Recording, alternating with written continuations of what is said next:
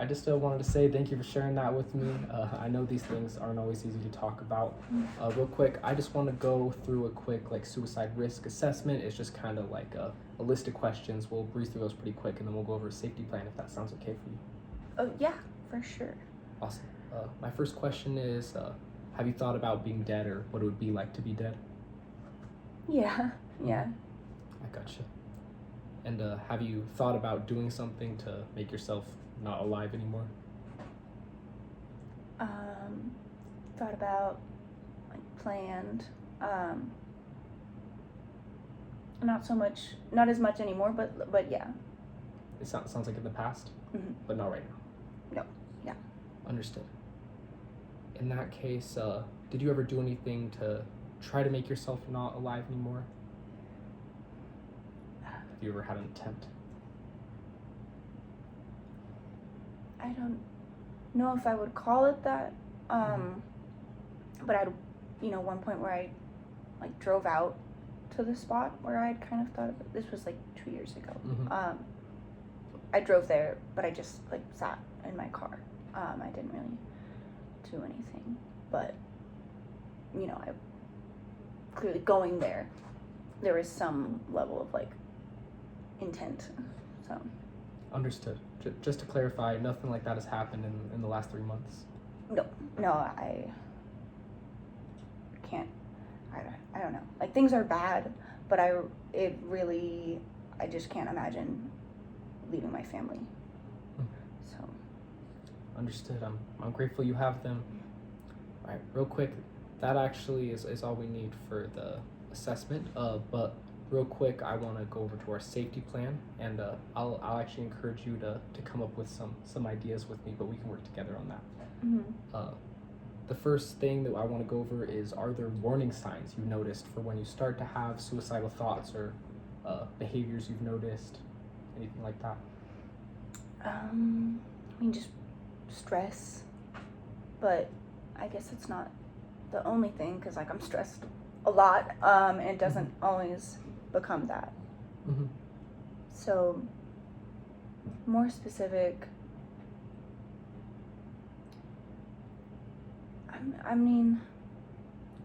there's all these things that are sort of associated with just things getting bad, like sleeping a lot, having never feeling rested, and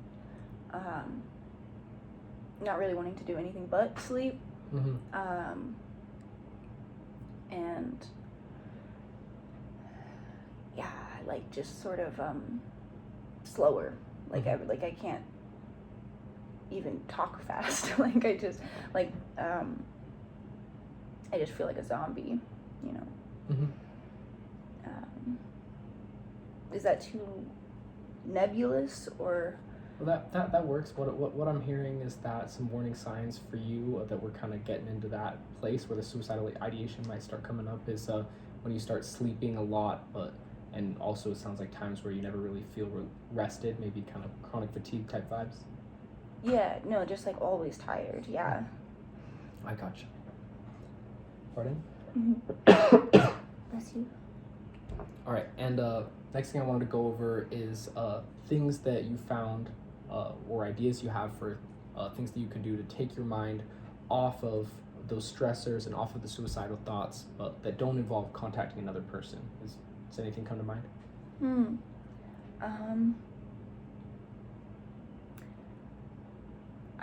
Sometimes, I don't know if this works all the time, but sometimes just going out, on a hike with my dog,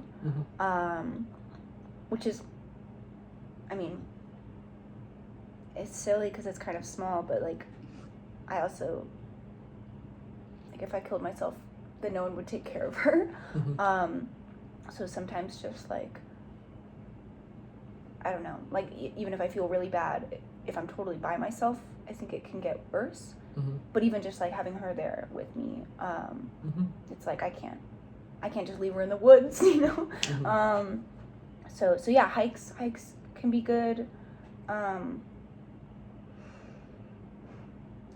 don't know what else. That works perfectly. going outside on a hike, just getting away from your home, it sounds like, or even within your home, spending time with your dog is both helpful. Awesome. And now I'm curious about different social settings and different people who could be helpful for you during those kind of rough times when you're in crisis. I mean, my girlfriend, but also, she has her own stuff going on, and sometimes I feel bad, like, having her be my, like, just, like, dumping stuff. But also my sister, she's sort of, like, the next person that I always want to call, and she's really great about that. Like, if I just text, I'm like, do you have time today? She basically always makes time for that. And yeah, even if she isn't necessarily, like, solving anything, but she just telling me, like, wow, that sounds like it sucks. like girl, how are you holding it together? and then yeah, she makes me laugh, and so that helps. So, but both your partner and your sister are really good resources. It sounds like people you feel safe around, you trust to go to with these emotions. And is there anyone else that comes to mind, or any other social situations in general, things that do involve reaching out to others? I mean, I have a couple friends who have, like, there's been some times where they've been there for me, but that's felt more like I didn't necessarily plan on going to them. It was like I was with them and I got a phone call, or when I got the news about my dad, and so it wasn't like I went to them, but in those situations where they were there with me through it, I feel like they handled it really well, which I guess, thinking about that, I probably could reach out to them. Like, I feel like that's proof that, like, that's an option. I hadn't really thought about it as an option, but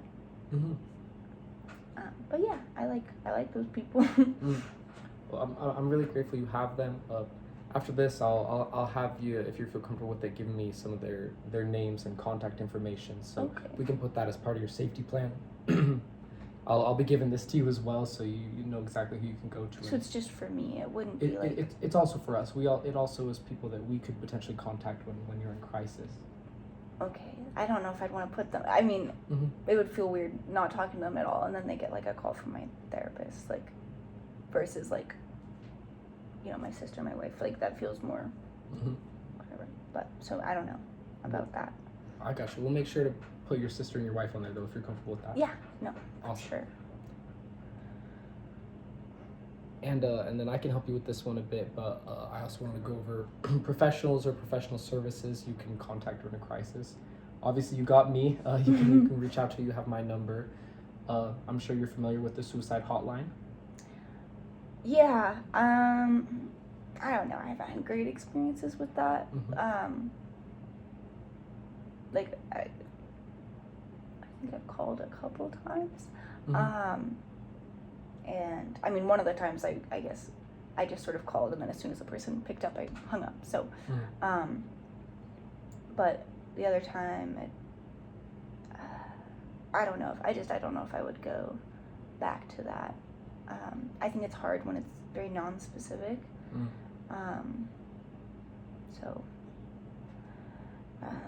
But I'm glad it's there, like, for other people to use as a resource. I don't know if that's great for me. Can you help me understand? I'm hearing you say that resource has been there for you before. No, just that, like, I know of them and I have talked to them, but it didn't really make me feel like different about things. And I don't know, sometimes it felt like I just, like, rehashed a bunch of stuff with somebody and then was still, like, alone in my house, and didn't really feel like I had anything changing things. And yeah, sometimes I just would have, like, this sort of, like, sinking feeling of, like, I'm just talking to some stranger on the phone. So yeah, I don't know if that one, it didn't feel helpful, but. Understood. I appreciate you sharing that. We won't include it in the safety plan then if that doesn't work for you. But do I need more than one thing on there? Definitely yes. But are you familiar with the Huntsman Mental Health Center? Like uni? Yes. Yeah. It's what it used to be Okay. called. Yeah. University Utah Mental Health Center. Yeah. They just changed the name recently. Same thing. Gotcha. We've updated the facilities as well. I know of it. Is it? I mean, can you just call them or? Yeah, they have a crisis line. Oh, okay. They've trained professionals too, just like the suicide hotline does. But I have a feeling you might prefer interacting with them. They're local people, and they're a place you could always go to as well that has all of the professional services you could possibly need when you're in crisis. They really are able to help. Is it the kind of situation where if they thought that I was like a danger to myself, that I would be committed, like no matter what? No, it's not exactly like that. However, involuntary commitment it can certainly be a thing if they do think that you are a danger to yourself or others. But if you are reaching out just because you're having a hard time, that is a different story. Okay. It's like I'm a mandated reporter as well, but just because you're having suicidal thoughts doesn't mean I instantly need to go contact them to book you. That would be really unfair and not helpful. Mm-hmm. Yeah, no, I can't do that. Like, I can't just disappear. Mm-hmm. Also, I mean, I imagine it's pretty expensive. Mm-hmm. So, I guess, I don't know what the other, like, options are, if I'm just shooting down the things that you're offering. But I guess I'm hesitant to interact with them knowing that, like, that's a possibility. I feel like if I was talking to them, some part of me would just be worried about being honest about anything, because that's an option. Well, if you're just talking to their crisis line, they don't have any way to book you. You're just talking to a person on a phone. Okay, so they can't, like, track your location down your phone. Okay. No. I thought nothing like that. I thought that they, I don't know. We certainly, for your safety plan, like, I'm trying to look out for you. We need some type of crisis line or something that you can reach out to in the worst case scenario. Is there something else that you'd feel more comfortable with? I mean, I think they would all have sort of similar things.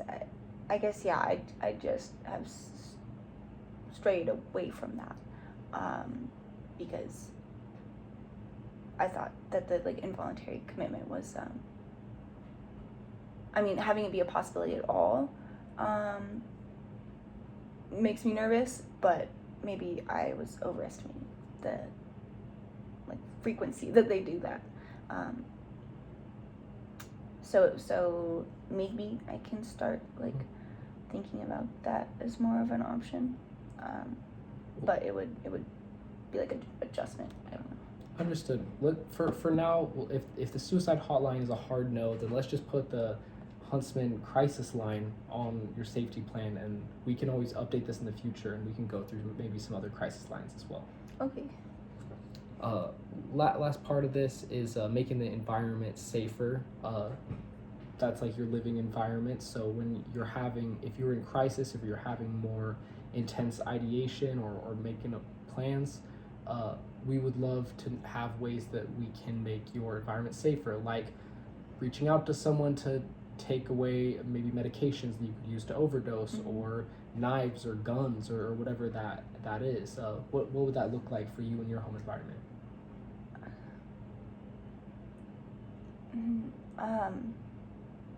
I mean, like, the kitchen has knives, but that was never really part of it for me. But I could see, like, just planning for the future to be safe. I mean, I think if things were really that bad and, like, I, called Shelly and just said, this feels like so much work, but I get in this scenario that it would be called for. And she does have a gun, but she has it, like, in a safe in the house. So maybe I would just tell her to like change the passcode or something. So Just clarify, you do know the passcode to the gun safe currently. yeah, I gotcha. I don't really like. We've both done trainings, but it was something that she had like beforehand. I don't know. Just her dad was a cop. I think she grew up with it being much more of like a given thing. That like, of course. Anyways, we've had talks about it. But yeah, I think that, I mean, maybe if it was enough of a thing that like she would just get rid of it. But I mean, if it's in a safe and it's changed, then it should be fine. Awesome. Well, in that case, we'll definitely put changing the code in the gun safe as part of your safety plan. Is there any other like lethal means, quote unquote, that would be at your home, like any, quote unquote narcotics that would be like, heavy medications like opiates, benzodiazepines? I don't think I have like maybe like 2 left over from like surgeries or something. But that's not enough to like die. Like that's right. I don't think I have like, I mean, rope like I have in the garage. But I feel like, a sufficiently creative person could kind of find anything. I mean, like, the car was a big part of the plan. So maybe someone taking the keys would be, like, more than knives and all that. Like, maybe would be smart. Just so that I wouldn't have that. That's perfect. We'll put that as the other part of controlling for lethal means as your safety plan. So. This isn't something to just like go home and do right now. It's like break glass in case of emergency. Like those things would happen if I was in a bad place. Yes. Yeah. Okay. Exactly. Given right now you've been having suicidal ideation, but you don't have a plan. You aren't considered like high risk. But when you're in crisis, you're in crisis. Things can happen. We can't predict the future, and we just want to have a plan to keep you and your loved ones safe. If worse does come to worse, we just want to be prepared. Okay. Yeah. And so yeah, well, those will both be perfect things that Shelly can help you with. Either both changing the code to the gun safe as well as taking the keys away, maybe even just putting them in the safe itself. Oh yeah, that would work. All right, perfect. Well, that concludes everything I had for you. Do you have any other questions for me? I don't think so.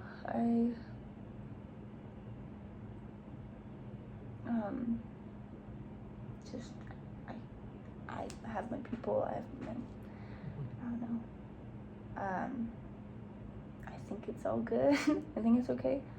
So. Perfect. All right. Thanks so much. Wait.